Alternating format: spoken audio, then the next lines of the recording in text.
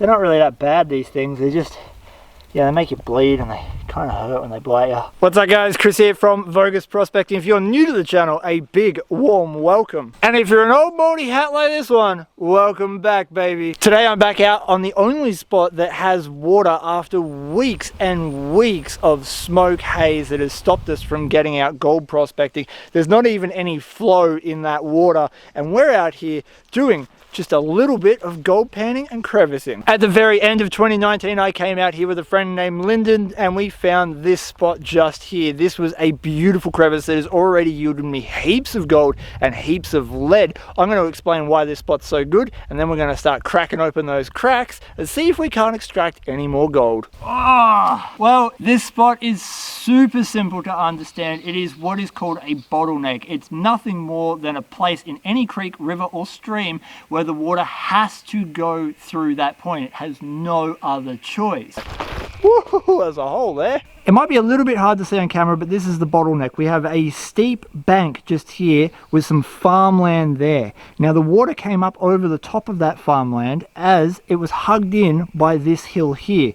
When it got to this point, there's a lot of fresh open bedrock and it forced all of that really wide water across that farmland into the bottleneck and through this point. You can see here very fast water came through this area. These aren't deposited boulders, these are boulders that have been left here as the soil got stripped away. And that means we had high velocity water come up over the top and then hit this bedrock shelf where I've been working and slow down. We have found gold from here all the way to over there. And that whole line is riddled with color.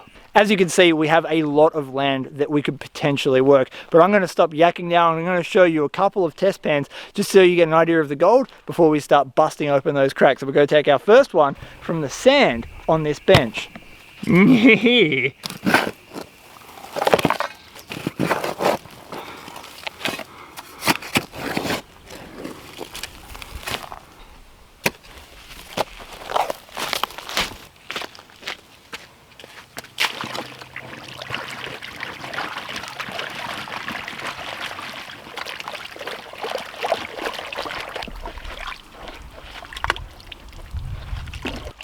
Some of you might be questioning why I've got a towel on my head, and it's simply to keep the sun off me as much as possible because on the day of filming it was 42 degrees centigrade in the shade with a UV index of 11, which is extremely intense to be out in, and that was all compounded by the extreme amount of toxic bushfire smoke hanging about in the air.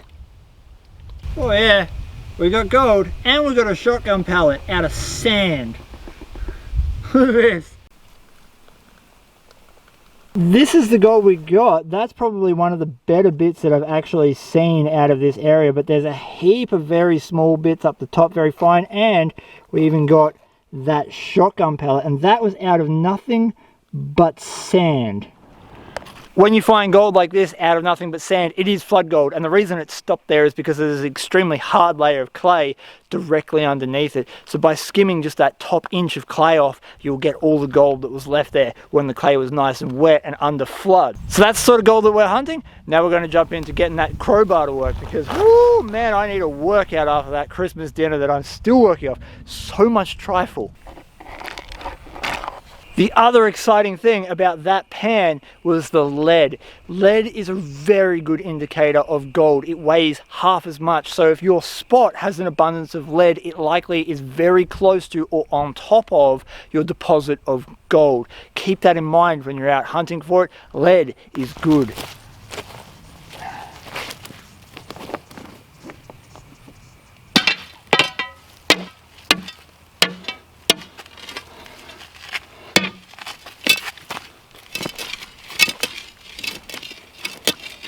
Talking about keystones, and this is one of them.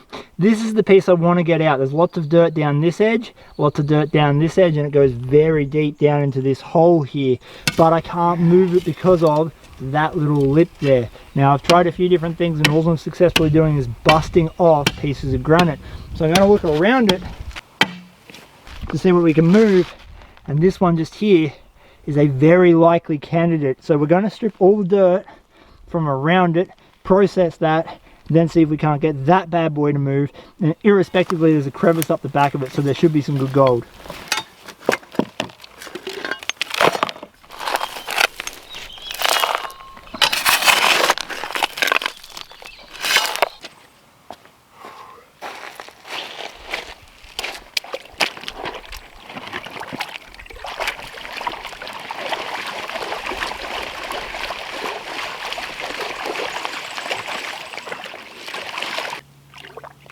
we did in fact get some gold. It's very fine, there's a lot of specks, but the better stuff's definitely down in those crevices. The good thing is there is gold on top of that crevice, and that means that there's likely to be gold further down in it.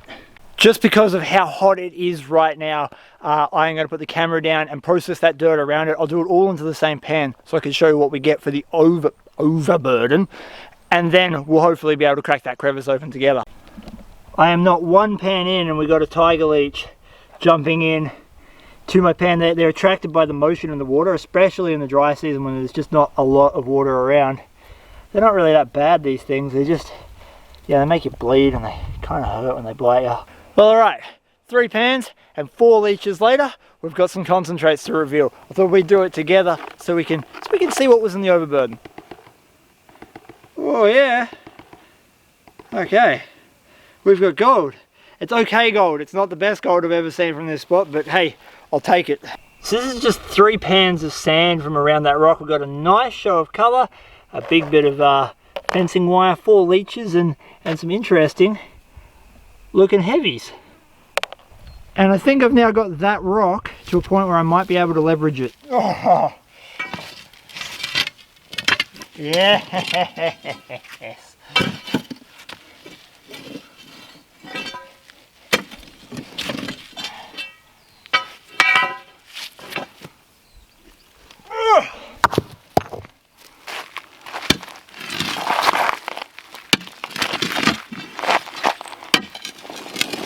I love my gentle persuader. Oh, I love it.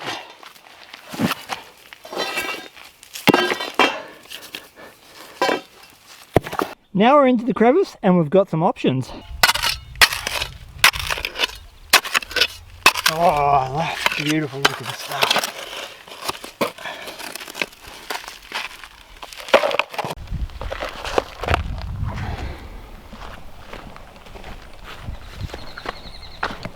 Ooh, leech city.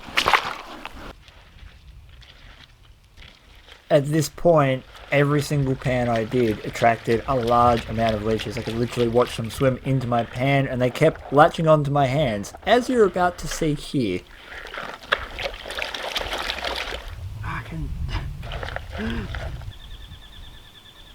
Oh yeah, there we go. Coarser bits. Yeah. Every time I start panning in that water and start shaking, the leeches crawl up the side of the pans and then they latch onto your hands, so I had to keep flicking them off. But it was worth it because we got gold. And I don't know how much of that you're going to be able to make out. The light here is really weird with the smoke, but there's about 2 dozen bits there. Nice sizes. And that is worth the pain and effort of the wriggle sticks in there.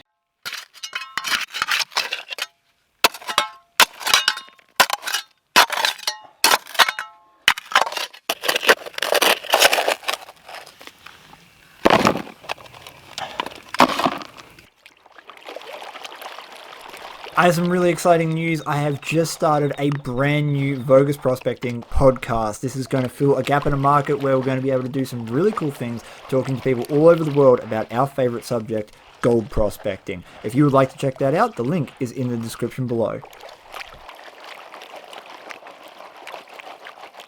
Okay, another 2 leeches and about another dozen specks of gold in there. Again, the light with the smoke is really hard to get the gold to show up. That's about the biggest bit that I can see through the camera just there. And two more leeches.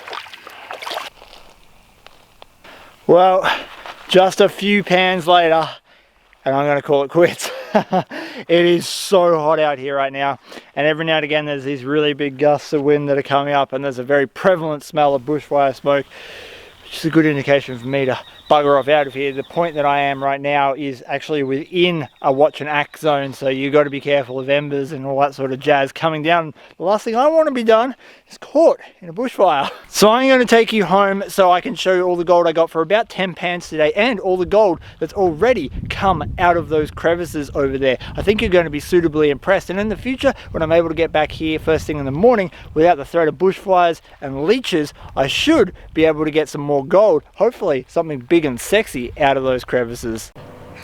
Office dog. If you're worried about Grizzly at all, I don't take him out on high fire danger days, days where there's going to be lots of snakes or in bad areas, because I want to keep him safe. Don't stress, he's all good. Now that I've got you home, I'm going to show you all the gold and the lead that we pulled out of that crevice over the 2 sessions, or around 25 pounds worth of prospecting. I'm starting to think that I should just become a lead and tin miner, because it's a lot easier to get. This is all the gold and all the lead we got for our little saute with that crevice, next to a Clash Guitars pick for a bit of scale. First we're going to weigh all the lead. 6.1 grams, which is approximately 1.2 cents worth of lead. And now, something a little shinier and hopefully a little bit more pricey. 0.77 is an absolutely fantastic total. I was not actually expecting that much. I thought maybe half a gram. That's 0.77, and this right here is the gold I got in my first video of the year, which was a 0.72.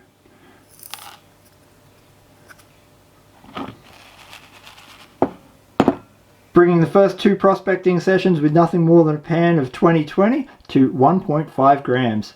If you're relatively new to the channel, you may not know that I've published a prospecting guide.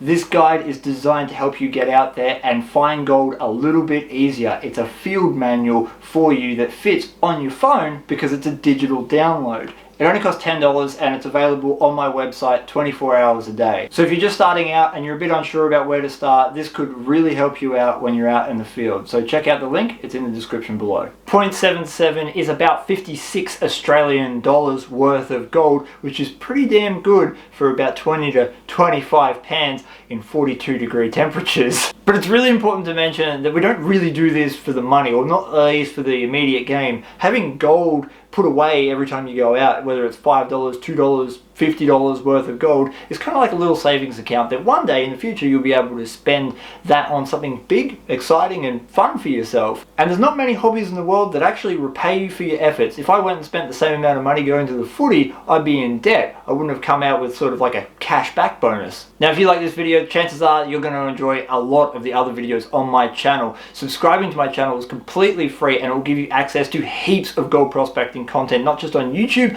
but on my social media pages, including Facebook, my website, my podcast, and my game streaming channel here on YouTube. All of the links for those things are down below. And hitting that like, share, subscribe, and even dislike button helps this channel grow bigger and better so I can make more gold prospecting content for you guys. So thank you so much for watching my video. I hope you did enjoy it. Remember, give your dog a scratch behind the ear from me, or if you've got a bird, a little bit of a bird tickle. And until next time guys, peace, and I'm out.